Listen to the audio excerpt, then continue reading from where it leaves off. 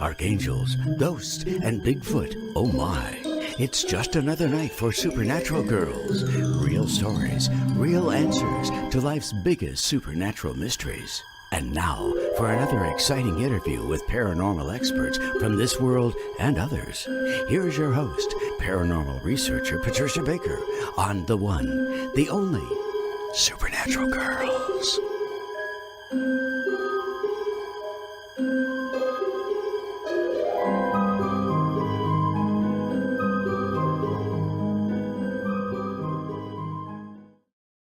Welcome, everyone, to another exciting episode of Supernatural Girls. I'm your host, Patricia Baker, and I'm here with my co-host, who is very warm in Tucson. Yes, I am warm. Not really. I'm cold in my office. Well,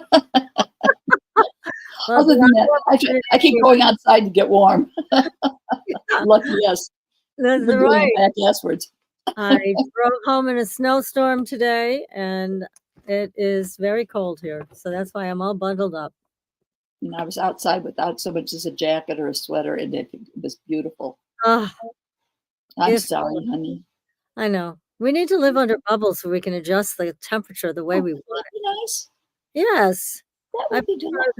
What a good idea. I like that idea. I'll have to talk to Elon about it. Just he can put it on.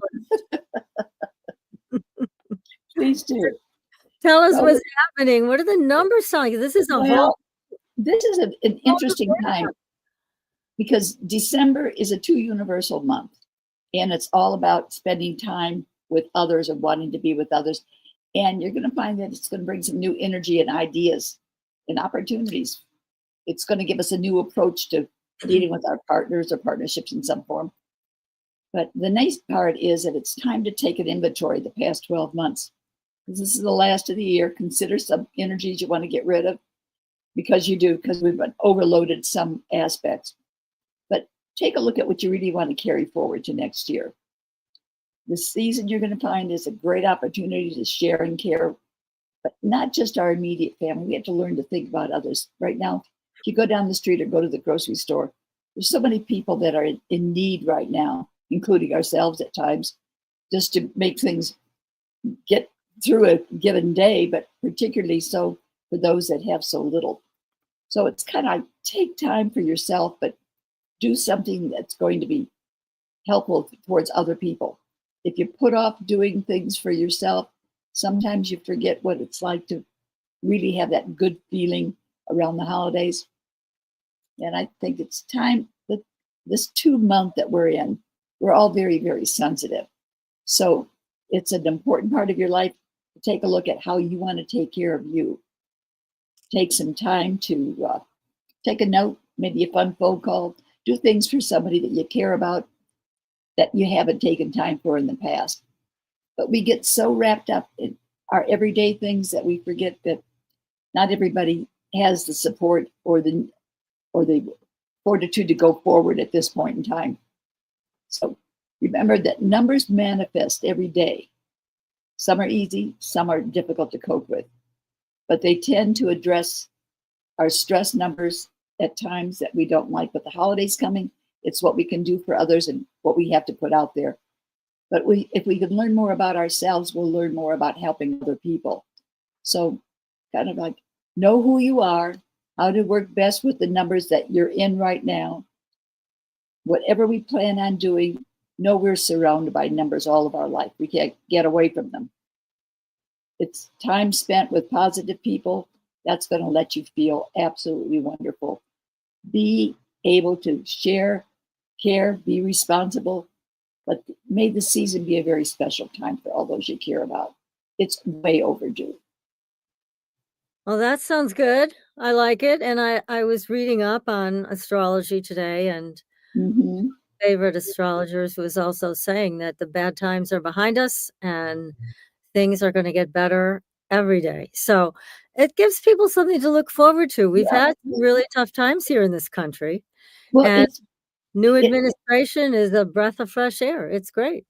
Well, right now, everyone, because it's a 2 month that we're in, 2 deals with partnerships, relationships, or sensitivity, or being overly sensitive. And at the holidays, not everybody has somebody to be with. And some people dwell on the losses that have taken place, because I think if you notice, we end up having more losses of people close to us or people in the news even towards the end of the year. So it creates more of an empty feeling. So just take that extra time to be a little more cautious that somebody else might be going through a rough day. Well, that's good advice, and it's true. In fact, I lost a friend just this last week, I did too. very unexpectedly. Yeah, so it is a time, Mhm. I guess people do check out for whatever reason. But Yeah. one thing that didn't happen today? We What? did not get the alien invasion. That Oh, was shucks. See how you are. Uh, and I was gonna bring snacks. oh, now what were you going to send mine by air? Yes. No invasion, no snacks. I was ready to sit down, eat my popcorn, and share it. But anyways, as we all see, that did not happen. So anyhow, let's get to our guest because we have a super duper guest Yes. tonight. And this is a topic neither one of us have ever heard of this. And Mhm. we've been broadcasting since 2013. We've heard a lot, and we've been involved with paranormal all our lives, and we've heard a lot, but not this. No, So I'm we're so surprised. Oh my God, we're so excited to have Dr. Alex Ling here with us tonight. Definitely. Tell you a little bit about him. He has over 20 years of experience in functional medicine.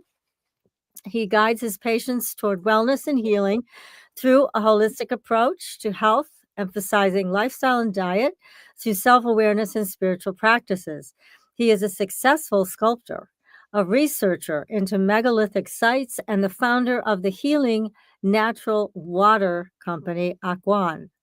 Now, the other thing is this: Dr. Ling is in Mexico and he is very familiar with this zone of silence, is what it's called, where all kinds of things apparently have been going on, and we didn't know about it. So we had to have Alex come on the show, Dr. Ling, and tell us, Mhm. is this place? What's going on there? So, Dr. Ling, welcome to the show. Hello, Patricia. Thank you for having me. Hello, PK. Nice having Yes, you. I have been in Mexico for the last 4 months. This is actually my 5th time here. And I've been extensively traveling up and down the whole country to research all the different megalithic sites, but also especially the site of the Zone of Silence. It is an area which stretches just roughly about 50 kilometers, and it starts around Mapimi and then it goes towards Chihuahua. Especially the area of Linda Vista is very much known for or as a UFO hotspot. So I didn't know that when I came here first. So because I came here on the 8th of April to witness the solar eclipse. And that was a very, very special event because I've been researching all sorts of different sites internationally, especially Turkey, Göbekli Tepe, Karahan Tepe, and other sites. And we found evidence that the solar eclipse was a very important point to their culture. And from that, we also found a link which directly linked through all the ancient texts uh, the the ancient solar eclipse dates to the future date, which was the 8th of April. So we found out that the longest duration of the solar eclipse of the shadow was in the zone of silence and exactly in a place which is known for the mountain, which is quite a strange mountain. It's 1,440 meters high.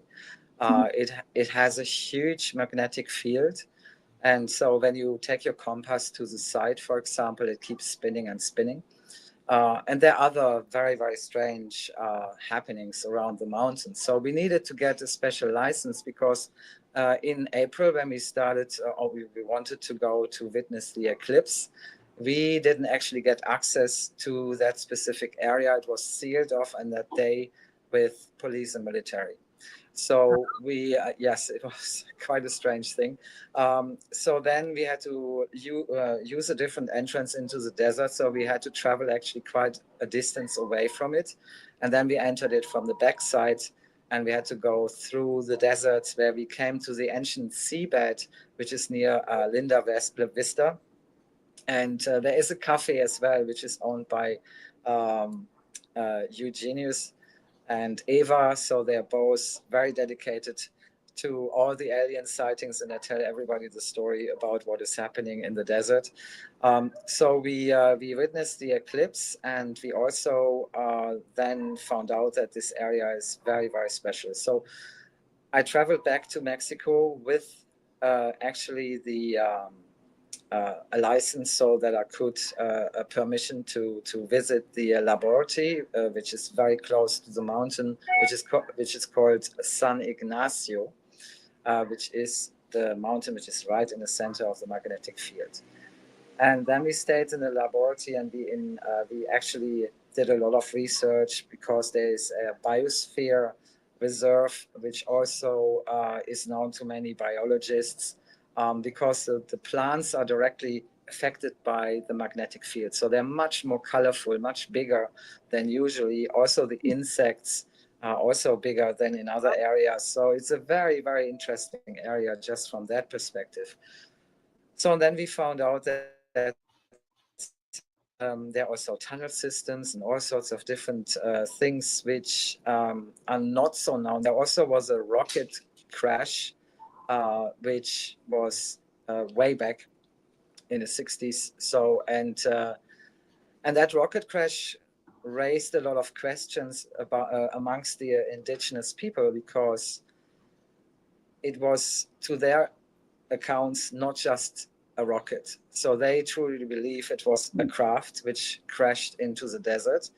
I have to say that the magnetic field attracts also meteorites and all sorts of celestial bodies who are really attracted by the magnetic field. So you find really every 2 meters, you find a tiny piece of meteorite. So, and that was, of course, possibly that the craft crashed in that specific area. So we asked a lot of people, because I'm a researcher, and so I always try to find out the truth about what is really going on. So we had a lot of witness accounts going from seeing the craft actually crashing into the desert. Then the government sealed off the whole area for 9 months to remove every single piece of this craft, which they said was a rocket. They were so thorough about it that they actually also put in some railway tracks and a runway for a plane. So this was really going on for 9 months until every single piece of evidence was removed from the site. So, and we had a lot of witness accounts from people who afterwards also told us that there are accounts of beings or humanoid people wandering through the desert and also partially engaging with the indigenous people around the mountain area. Specific one story is interesting, where a couple got stuck in a desert because it started to rain, and when it rains in this area, the tracks are flooding very quickly, and even with a 4x4, you kind of get stuck very fast. So, and then they were tourists, and so they witnessed 2 very tall beings who would come to their car and push the car out of the tracks so they could move on again. And they described them as very tall, almost 3 meters tall. And even though they looked humans, they got the impression they weren't. They were covered, their faces were covered with big hoods because they were wearing these raincoats, yellow, so I've been told. So there are all sorts of different stories. Some are more accountable than others, but for me the most interesting part was when I returned to the zone of silence. We actually stayed in the area overnight because we wanted to see what is it all about? Can we see something? Because since the eclipse, so we've been told by the locals that every single night there are lights in the sky and a lot of sightings and a lot of strange things are happening. Back to the zone of silence, specifically in that area where the dunes are, the ancient seabed, which disappeared 2 million years ago. And also we found a Uh-oh. Oh, darn. There. uh, Oh, you're back. But good. Thank What goodness. did you find?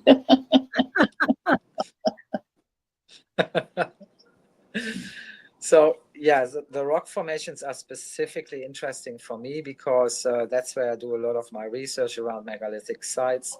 And we found a lot of carvings, which some of them, so have been told by the locals, again, by the indigenous people, are dating back 2 million years. So there's a lot of investigation to do to really be sure.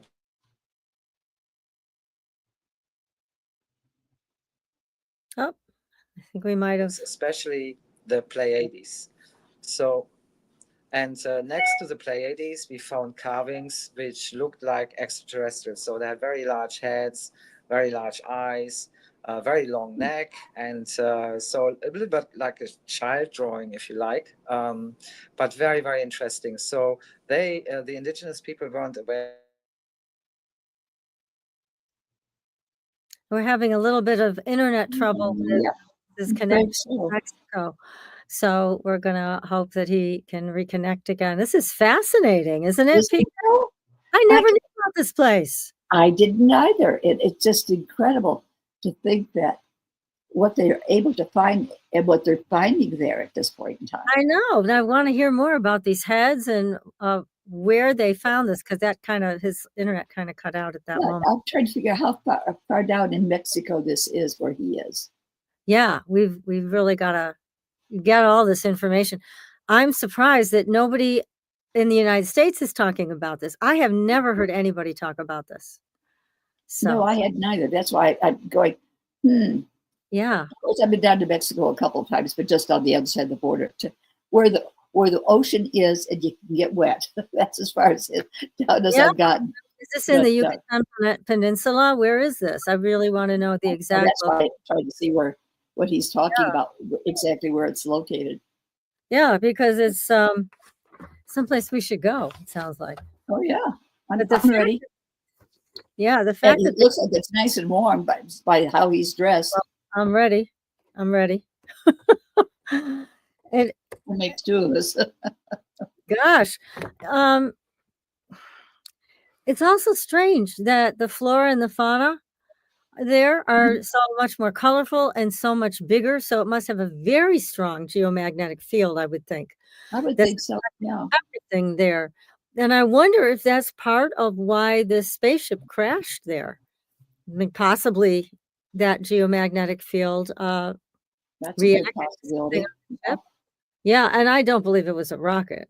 I mean, it doesn't sound like if it was No, a rocket, the government wouldn't be involved. It would be if it was a privately owned, like, something to do with our Space Force or whatever. I don't see the government coming down there and taking every piece, but maybe they would.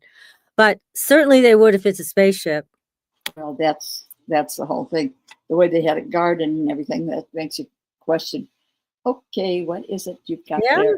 hiding it. And in 9 months, he said that the police were there, closed it off to everybody. But overall, it sounds like it'd be a hard place to close off. Well, you would think so, but figuring that it took 9 months to pick up all the pieces. Mm-hmm. Yeah. Lot larger than we would have thought to begin with. Chanel, can you put those pictures up that were sent of the area so you can, there's the area, everybody. This is what it looks like. So that would be a very hard area to contain. Most definitely. Yeah, it would be a tough one. I'm sure they'd find a way if they had to, but those pieces, it sounds like spread over quite a stretch. I would definitely assume that. Yeah. And that looks like some type of a area up yeah, I'm pointing like it's going to do me some good. That area, that one cylinder or whatever it is, that had to have something to do with informational coming in or out.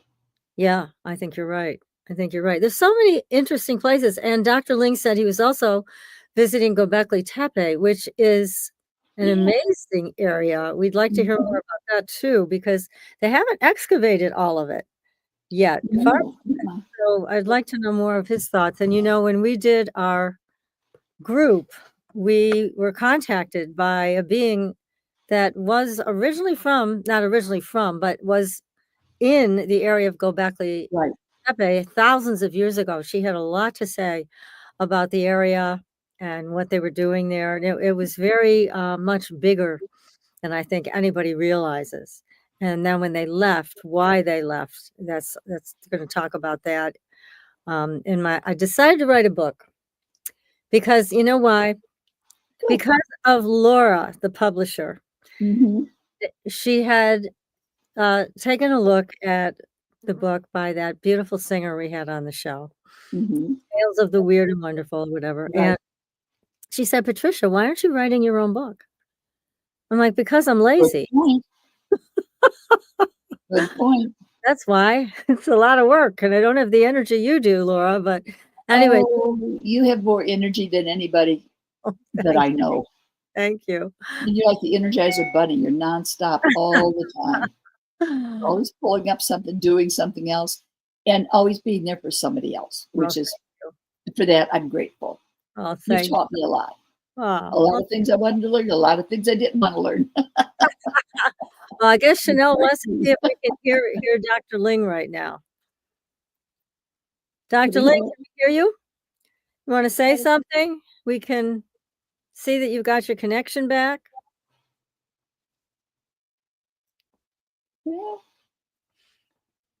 No, the wheel is spinning. Yep. That's been my lifestyle lately. Spinning wheel.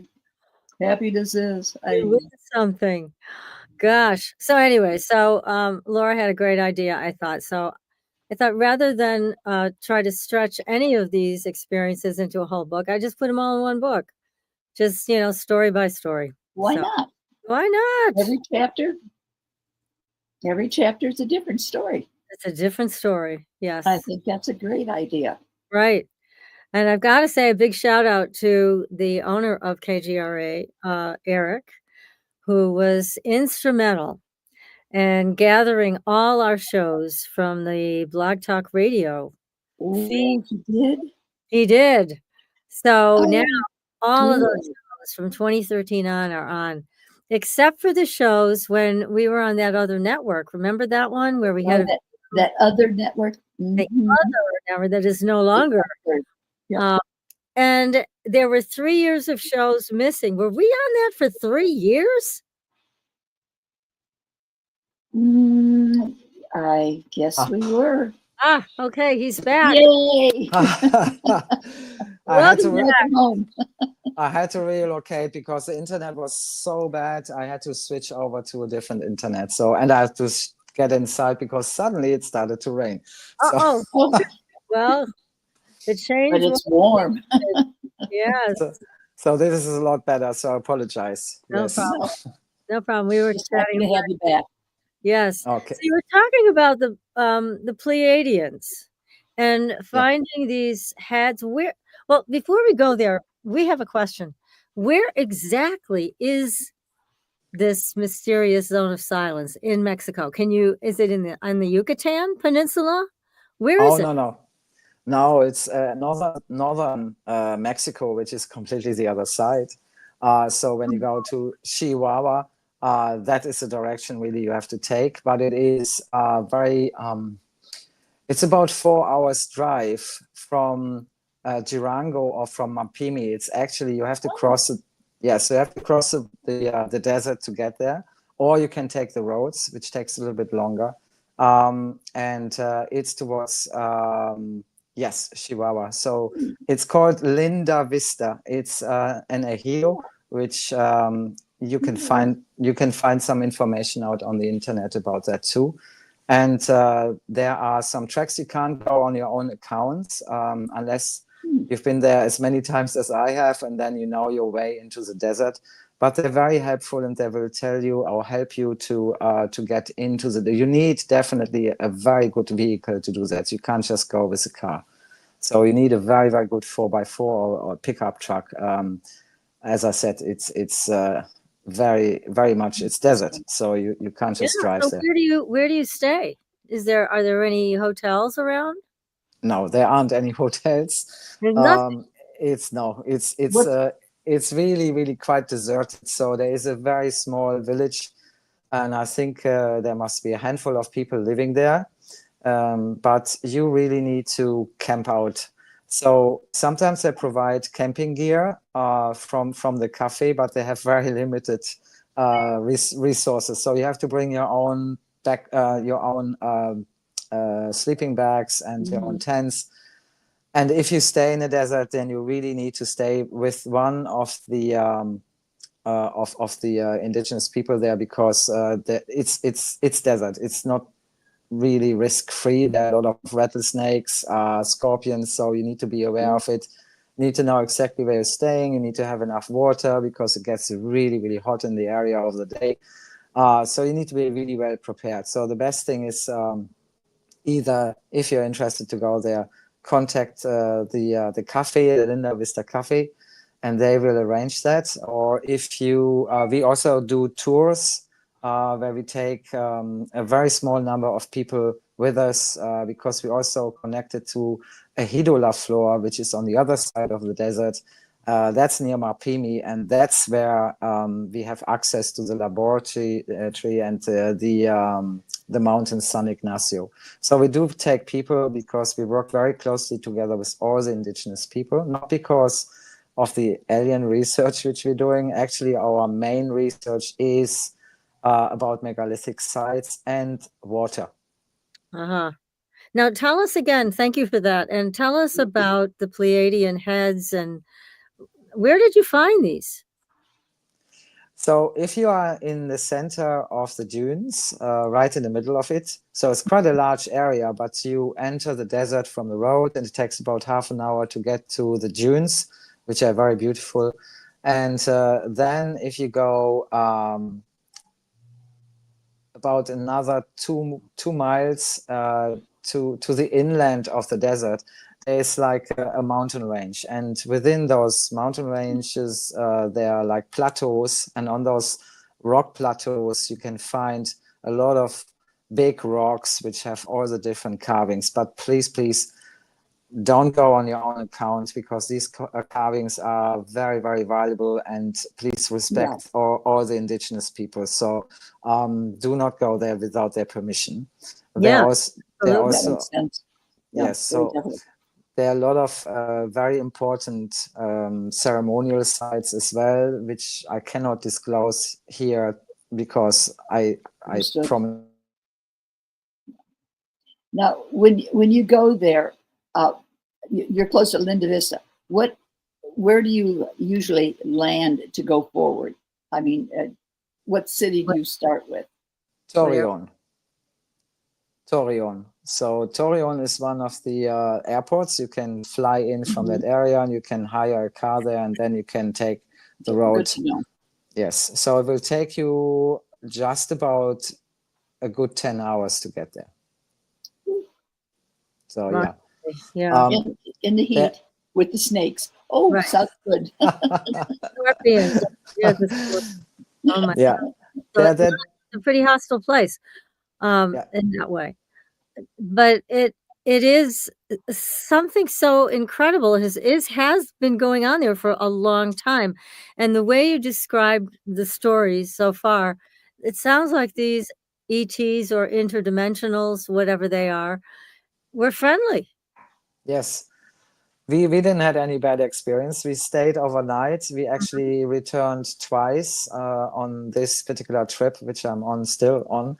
And so we stayed 4 nights in the area, and then another time we stayed 3 nights.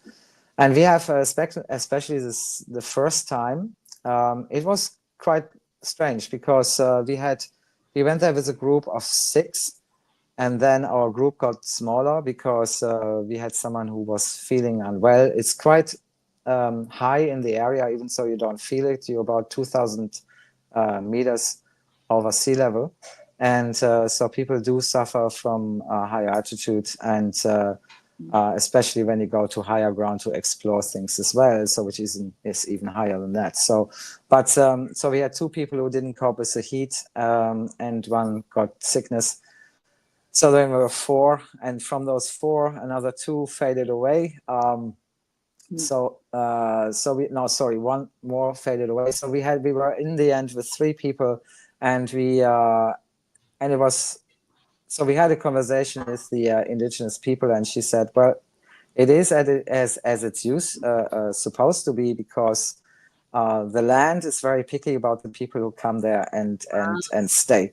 So it's almost like you're kind of the chosen ones from the group. And before we entered, it was really interesting to see that we thought there was a thunderstorm coming, and there was huge lightning above this particular mountain in the area. Where also all the sightings are. So, and the next thing is that Eva, who's very, very connected to the extraterrestrials, she said, they're waiting for you. It's a portal opening. So, and then we drove into the desert just before sunset. And so the whole atmosphere completely, it was really supercharged. I had even all my hair was standing up on my body. And so you could really feel the energy of this particular area.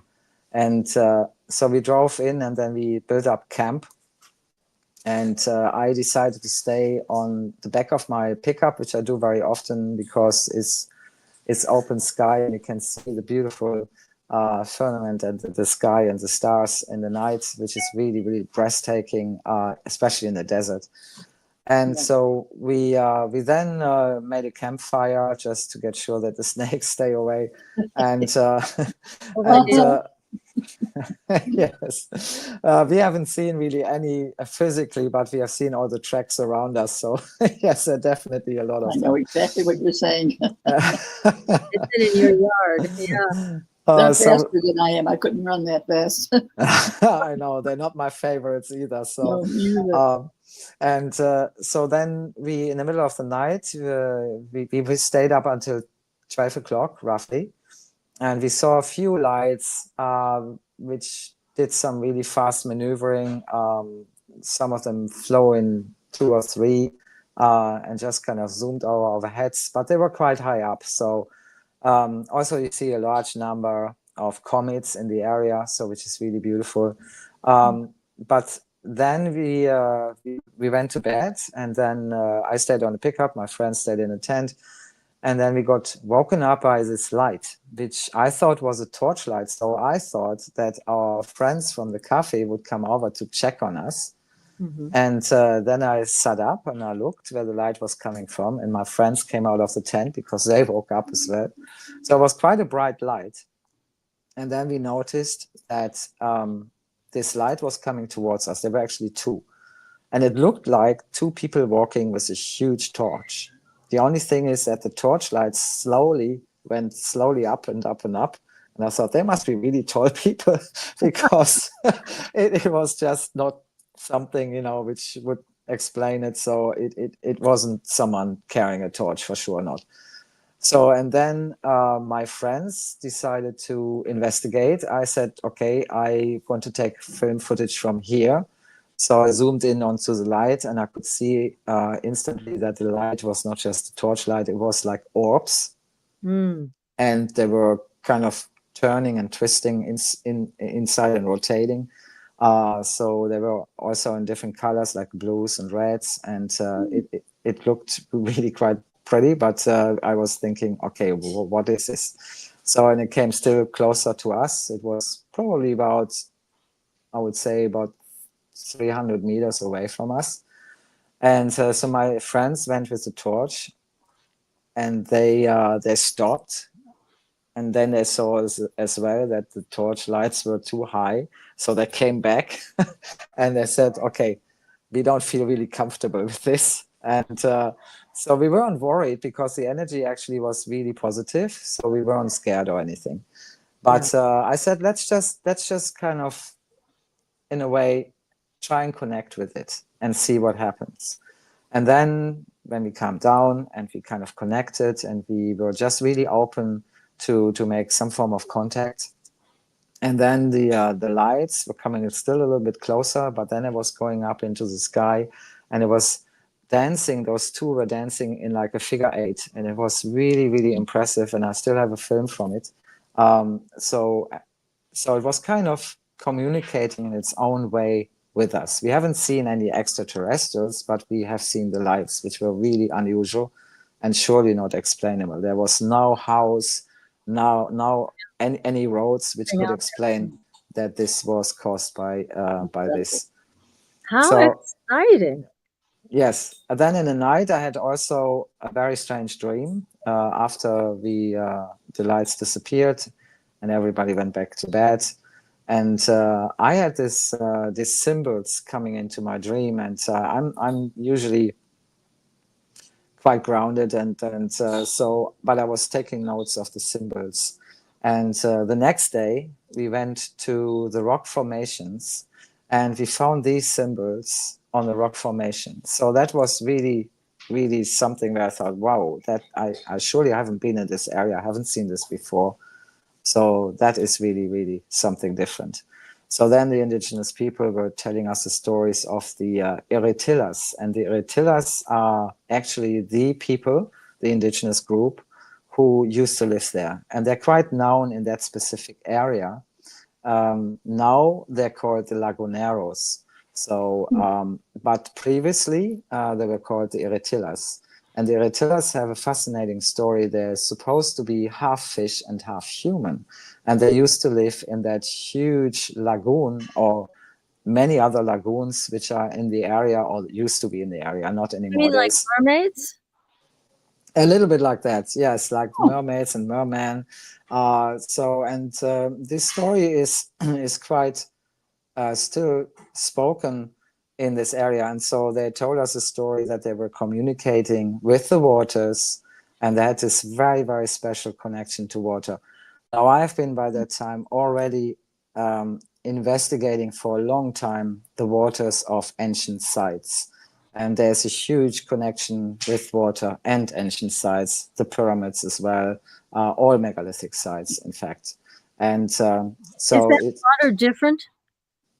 I'm sorry, I couldn't hear what. Is that water different?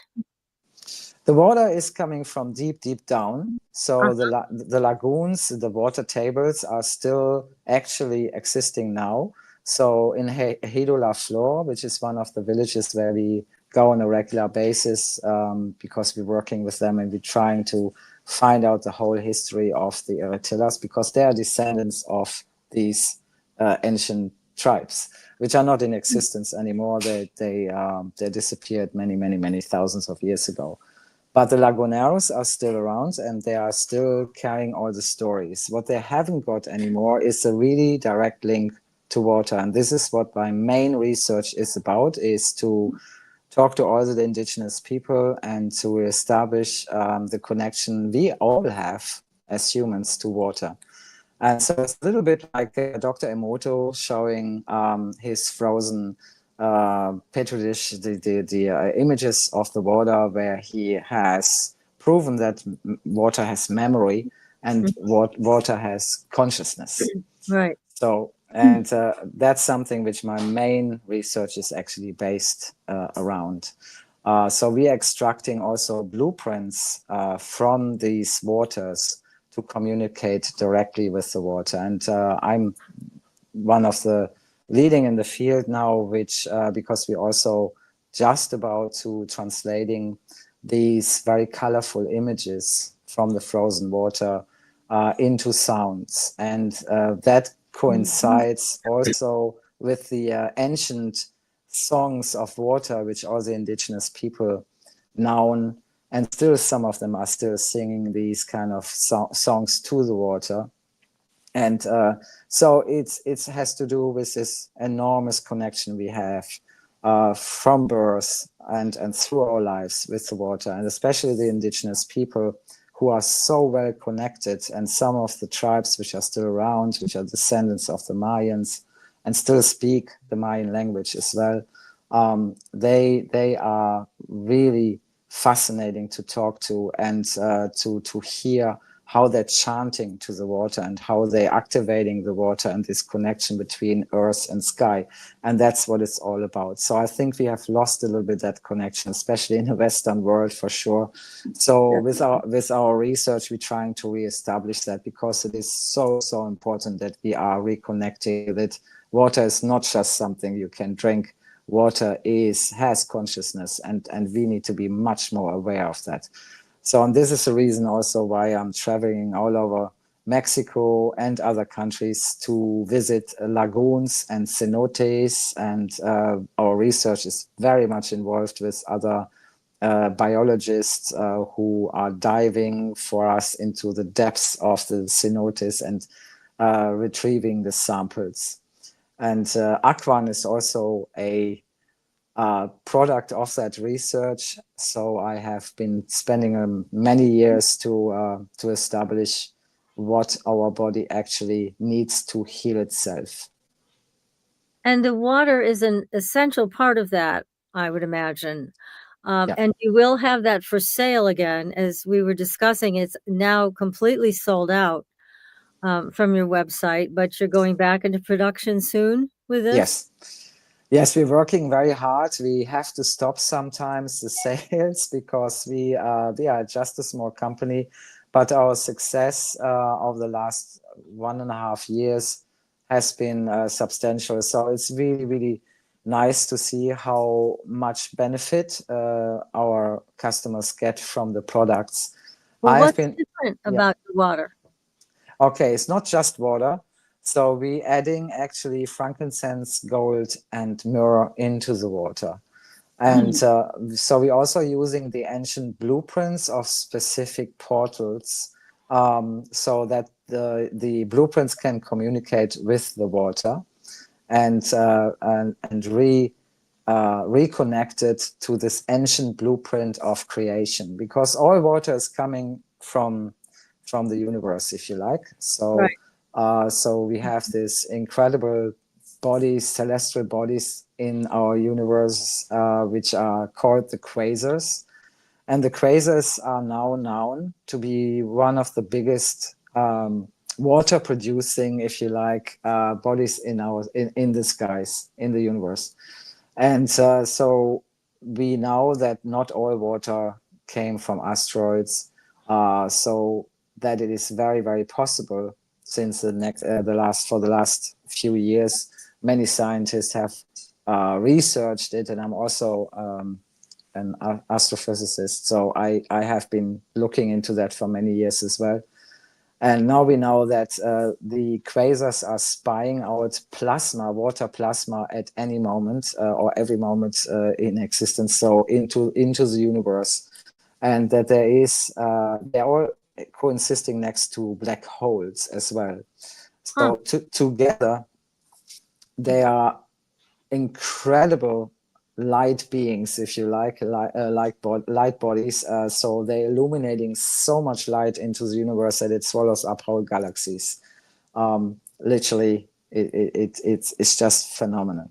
So when you drink this water, what happens?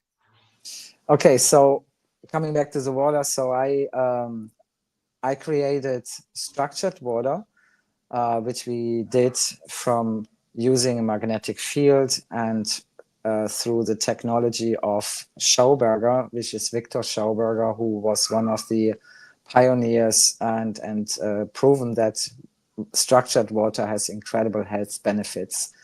So we're using the same technique, which is a little glass device which sits on each of our glass vessels, and it kind of forms a double helix, and that way it restructures the water. So we are using frankincense and myrrh and monoatomic gold. So frankincense as such has enormous anti-inflammatory properties, and myrrh, especially because I come from the background in treating a lot of cancer patients, and they found it very, very beneficial to use myrrh in the treatment. And now many of the researchers also have found that mirror is very beneficial because it is actually toxic to cancer cells. So it reduces the amount of the cancer tissue. So it's like a little Pac-Man. It just goes through the system and it kind of literally destroys the cancer cells. So and that great. Now, what about pain? Because Yeah. there's a lot of people in pain now, Yeah. all the time, and Yes. they get hooked on medication. How does the water make a difference with that? Yes, again, because the myrrh, which is inside, so it's not just myrrh and frankincense. So we had to find a way to make it the bioavailability very, very great. So we had to find a way to make it dissolve in water, which we did. So after 2 years of experimentation, so we found a way to make it water soluble. And that way it was with the monoatomic gold, it was connecting in the most perfect way. I had 100 test clients who were taking the water first, and they've all, without fail, had incredible benefits. Especially also people who undergo chemotherapy and these kind of therapies, and we all know that there are a lot of side effects. So especially the pain, and so because of the mirror, which is also like a painkiller. It acts immediately with your GABA receptors, and it almost simulates like an opiate. So, but it hasn't got the nasty side effects. So it acts really well as painkiller. So, and then you have, of course, the frankincense, which is an anti-inflammatory, and it will prevent new cell mutation. So it's a win-win situation, and it's something which I didn't understand why it hasn't been used in cancer research much earlier. So, but not just for people who have cancer, any autoimmune system condition like arthritis, rheumatoid arthritis, all sorts of things. We have also a cream which people are using for psoriasis and eczema, and it really works. So I would have never put my name to it if it wouldn't have been so good for people. Yeah. But yeah, so this really was one of the success stories which we had, and now we are trying to be opening, as I said earlier, explained that we are opening a production site here in Mexico. That way we can ship directly to the States, because 60% of our customers are already from the States, but many of them, of course, don't want to pay the high shipping costs, and it is really expensive, but we just couldn't find a different way. Well, if you need a distributor, here we are. Yes. So, but coming back to the water as such, so we also creating at the moment, I mean, my water research is a whole different theme for maybe another show, but it is really important that we all understand how important this is. And the whole year, this year, especially 24, was really led by a lot of water researchers, people just finding their way into water, and especially in the UK and also in America, there's a lot of research has been done which really opened our eyes how important that is to drink really good water. Or if you don't have any access to good water which you can buy, then at least distill your tap water, and then you can put some sea salt in it, Celtic sea salt, to just restructure it again and bring it back to life. So there's so many things which you can do. And if you have really good water, and all the indigenous people know that, by the way, they do a lot of water ceremonies, and I've been taking part in it, especially since I've been here in Bacala. I've been connecting with all the different indigenous groups, and not just from Bacala, but from further afield. And so I gave a very short talk at the university here, and we showed our blueprints, and it really is something where we can see that the water is communicating. It's not just pretty pictures. It also shown us, for example, a picture of a volcano which was as clear as a photograph, and go ahead. Yes, just 2 days after the water shown us this image, the Indonesian volcano just erupted. So there's a lot more research which we want to do. And the more we connect to water, the more we will learn. And in a zone of silence, coming back to that, there used to be water as well. So we extracted a blueprint from the sand, which was the dunes, and of course, previously an ancient seabed. And we also extracted some incredible pictures from that using a local spring water and using the sand to get the information. And it's shown us these structures of a pyramid, which is supposed to be underneath the sand, the dunes. And then we talked to the indigenous people there and we showed the image and they said, yeah, that's it. There is an ancient city right underneath. There. So it's That's really fascinating. You know, Dr. Ling, I know PK and I would love to have you back to talk more about water and maybe show some of your photographs and the things that you've discovered. And it is absolutely true that we have lost our connection to the source, and we need all the help we can get to make that reconnect. And it sounds like you really have done a lot of work on this, and you're onto something that is so important for the human race. So we'd love to have you come back and share all of that. Certainly there's a lot of people selling water out there, but nothing really like this that is so intricate. There's water and there's water. Right. Exactly. Yeah, we would love that because we understand the importance of what you're talking about. Yeah, definitely. It has so many implications for consciousness as well as physical health.